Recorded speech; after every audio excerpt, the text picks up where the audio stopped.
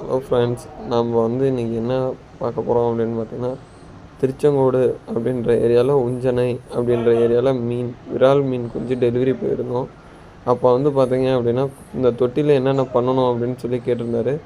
புதுசாக நம்ம கொண்டு வரோம் இல்லைங்களா, வேறு இடத்துலேருந்து இங்கே கொண்டு வரோன்றனால தொட்டியில் ஒரு பாக்கெட் கல்லுப்பும் மஞ்சத்தூளும் பொட்டாசியம் பர்மனேட் அப்படின்ற ஒரு இதையும் கொட்டணும் அப்படின்னு சொல்லியிருந்தோம். அதுக்கு தேவையானதெல்லாம் செஞ்சிட்டாரு.